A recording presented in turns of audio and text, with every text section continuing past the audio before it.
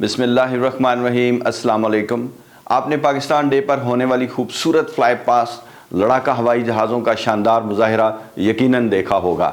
आज मैं आपको बिहाइंड द सीन लिए चलूँगा और आपको बताऊँगा कि इस खूबसूरत डिस्प्ले को किस तरह प्लान किया जाता था और प्रैक्टिस कैसे की जाती थी। आप सोचें कि जब ये 100 से ज़्यादा बर्क रफ्तार हवाई जहाज़ एक ही वक्त में इस्लामाबाद और उसके इर्द गिर्द हवाओं में उड़ रहे होंगे तो मुसाफिर बरदार हवाई जहाज़ों का क्या बना होगा, किस तरह उनकी हैंडलिंग होती होगी कि वो महफूज भी रहें और ताख़ीर का शिकार भी ना हों। फ्लाई पास्ट में हिस्सा लेने वाले तमाम हवाई जहाज़ पाकिस्तान एयर फोर्स के शानदार और अपने काम में माहिर एयर ट्रैफिक कंट्रोलर्स के राब्ते में रहते हुए मुख्तलिफ अतराफ़ से परेड ग्राउंड की तरफ आते थे। ये तमाम हवाई जहाज़ एक या एक से ज़्यादा मखसूस जगहों पर पहुँचकर मुख्तलिफ लेवल्स पर बुलंदियों पर चक्कर लगाना शुरू कर देते थे, होल्ड करते थे। फिर अपने प्लान के मुताबिक क्लियरेंस मिलने पर यके बाद दीगरे रन इन शुरू करते थे, यानी परेड ग्राउंड की तरफ फ्लाई करना शुरू कर देते थे। अपने बुलंद लेवल को, हाई लेवल को छोड़कर नीचे उतरते हुए फॉर्मेशंस बनाकर परेड ग्राउंड की तरफ आते थे।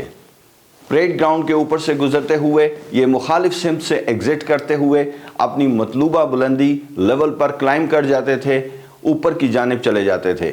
देखने में खूबसूरत और शानदार स्मूथ फ्लाई पास्ट कई महीनों की प्लानिंग और कई हफ्तों की फ्लाइंग प्रैक्टिस का नतीजा होती थी।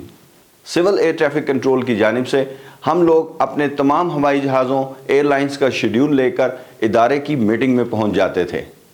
वहां तमाम इदारे इकट्ठे बैठ जाते थे और इस फ्लाई पास्ट की प्लानिंग करते थे कि किस तरह जहाज़ प्रैक्टिस करेंगे, और जब फुल ड्रेस रिहर्सल और फाइनल दिन की फ्लाइंग होगी तो सिविल फ़्लाइट्स को कैसे एडजस्ट किया जाएगा, प्रैक्टिस के औकात कार क्या होंगे, फ्लाई पास्ट हवाई जहाज़ों को किस तरफ से और किस लेवल पर लेकर आएंगे, कहाँ होल्ड करवाएंगे, वगैरह वगैरह। ये तमाम इंफॉर्मेशंस सिविल मुसाफिर बरदार हवाई जहाज़ों की हैंडलिंग के लिए हमें दरकार होती थी, क्योंकि मुसाफिर बरदार हवाई जहाज़ लड़ाका हवाई जहाज़ की तरह ना तो तेज़ रफ्तार बर्क रफ्तार होते हैं और ना ही इतनी तेज़ी से ऊपर की जानिब यानी क्लाइम कर सकते हैं और डिसेंड कर सकते हैं, यानी बुलंदी की जानिब से नीचे उतर सकते हैं। उन्हें मुड़ने के लिए भी एक बड़ी जगह दरकार होती है। फ्लाई पास्ट हवाई जहाज़ों को आज़ादी से अपनी फ़्लाइंग करने देने के लिए हम इन टाइमिंग्स के इर्द गिर्द अपनी तमाम सिविल फ़्लाइट्स, एयरलाइंस की फ़्लाइट्स को एडजस्ट कर लेते थे, लेकिन एयरपोर्ट बंद नहीं किया जाता था। भरपूर प्रैक्टिस कई हफ्ते जारी रहती। ये हमारे लिए एक बहुत बड़ा इवेंट होता था। इसे स्मूथ तरीके से और सेफली पूरा करने के लिए रेडार पर एक्स्ट्रा कंट्रोलर्स को कोऑर्डिनेशन के लिए बुलवा लिया जाता था।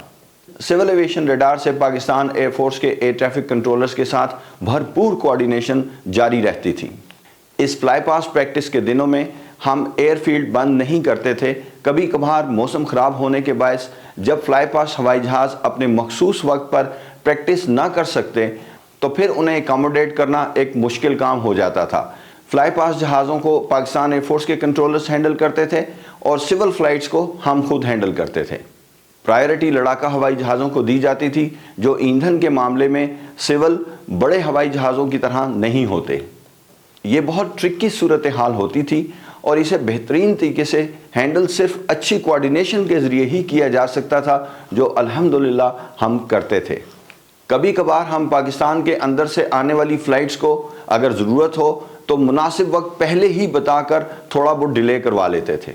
जब ये फ्लाई पास्ट जहाज़ इस्लामाबाद और इर्द गिर्द की फ़ज़ाओं में पहुंच जाते तो सिविल हवाई जहाज़ों को इस जगह से हम दूर ही रखते थे। फ्लाई पास करने वाले हवाई जहाज़ ना सिर्फ फ्लाई पास करते थे बल्कि शानदार एरोबैटिक्स डिस्प्ले भी होता था।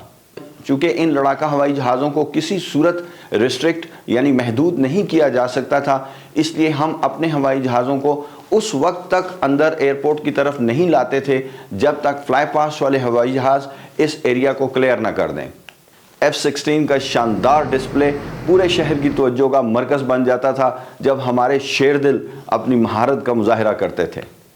T-37 जहाज़ों का रंग बखेरते हुए बॉम्ब बस्ट का खूबसूरत मुजाहिरा तो आप सब देखते होंगे।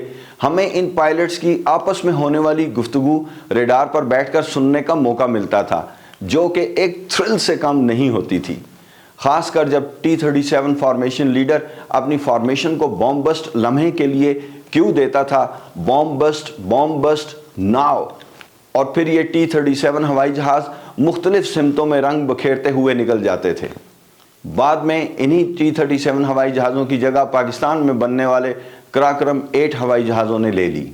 इस फ्लाई पास का एक अहम इवेंट पैरा ड्रॉप भी होता था, यानी पैराशूट के ज़रिए जहाज़ से छलांग लगाने का मुजाहरा। पैरा ट्रूपर्स वाले हवाई जहाज़ को उनकी रिक्वायर्ड मखसूस बुलंदी पर होल्ड करते थे और फिर जब छाता बरदारों का जंप लगाने का वक्त आता था तो फिर इस जहाज़ के नीचे से तमाम दूसरे हवाई जहाज़ निकाल लिए जाते थे और जगह क्लियर कर दी जाती थी ताकि पैरा ड्रॉप हो सके। इस हवाई जहाज़ का पायलट हमें 2 अहम तरीन रिपोर्ट्स देता था, all para troopers out, all on ground. फिर फुल ड्रेस रिहर्सल का दिन आ जाता, भरपूर तैयारी के साथ ये इवेंट मुकम्मल होता अल्हम्दुलिल्लाह। आखिरी 2 दिन यानी फुल ड्रेस रिहर्सल और फाइनल डे यानी 23 मार्च की परेड वाले दिन इस्लामाबाद एयरपोर्ट तमाम फ़्लाइट्स के लिए बंद कर दिया जाता था। ये दोनों दिन बहुत अहम होते थे, सारी दुनिया इन तकरीबात को देख रही होती थी, इसलिए एयरफील्ड बंद कर दी जाती थी कि कोई फ़्लाइट्स एक्स्ट्रा डिले ना हो जाएं और दूसरा कोई और गड़बड़ भी ना हो जाए। हमारी कोशिश होती थी कि बैरून मुल्क आने जाने वाली फ़्लाइट्स को डिस्टर्ब ना करें। इसके अलावा हज फ़्लाइट्स की भी टॉप प्रायोरिटी होती थी। 23 मार्च को चूँकि इस्लामाबाद एयरपोर्ट तमाम फ़्लाइट्स के लिए बंद कर दिया जाता था तो हम इत्मीनान से रडार पर बैठे फ्लाई पास देखते और पायलट की गुफ्तगू सुनते थे। मैं एक जहाज़ में 37 हवाई जहाज़ जब अपनी नाइट फ्लाइंग पर निकलते थे तो इस्लामाबाद एयरपोर्ट का रुख करते थे और हमें राब्ता करके इस्लामाबाद एयरपोर्ट पर VOR इंस्ट्रूमेंट अप्रोच प्रोसीजर यानी इस एक अप्रोच चार्ट के मुताबिक फ्लाई करते हुए टच एंड गो यानी रनवे को टच करके दोबारा टेक ऑफ करने की परमिशन मांगते थे। दूसरी ट्रैफिक और फ्लाइट्स के बायस जब ये मुमकिन ना होता कि इन हवाई जहाज़ों को लैंडिंग और टच एंड गो की प्रैक्टिस करवाई जाए तो मैंने एक तरीका निकाला। मैंने पायलट्स को ऑफ़र की कि मैं उन्हें 6000 फुट की बुलंदी से ऊपर रहते हुए इस चार्ट का पैटर्न यानी इस लैंडिंग चार्ट को फ्लाई करने की इजाज़त दे सकता हूँ, बस नीचे नहीं लाऊंगा और रनवे पर टच एंड गो इस वक्त अवेलेबल नहीं होगी, यानी रनवे को टच करके दोबारा टेक ऑफ करने की परमिशन नहीं दी जा सकती ट्रैफिक की वजह से। इस दौरान मैं अपने बाकी हवाई जहाज़ों को 5000 फुट और उससे नीचे एडजस्ट कर लेता था। इस पर वो बहुत राज़ी होते और अपनी फ़्लाइंग करके खुशी खुशी वापस चले जाते। मुझे भी उन्हें फ़्लाइंग प्रैक्टिस करने का मौका देकर बहुत खुशी होती। न्यू इस्लामाबाद एयरपोर्ट पर अभी रनवे ओपन नहीं हुआ था। यहाँ आने वाला पहला फाइटर एयरक्राफ्ट JF-17 थंडर था। 2 हवाई जहाज़ रनवे पर नीची परवास करते हुए गुजर गए। इनकी घन घरज से इस एयरपोर्ट पर मौजूद तमाम लोगों में जोश और वलवला पैदा हो गया। मैंने कंट्रोल टावर में खड़े होकर इन हवाई जहाज़ों को अपने सामने से गुजरते हुए देखा। इन दोनों फाइटर हवाई जहाज़ों के सामने से गुजरने के बाद इनकी आवाज़ आई, क्योंकि ये आवाज़ की रफ्तार से तेज़ उड़ रहे थे। क्या खूबसूरत मंजर था, क्या एक्साइटमेंट थी।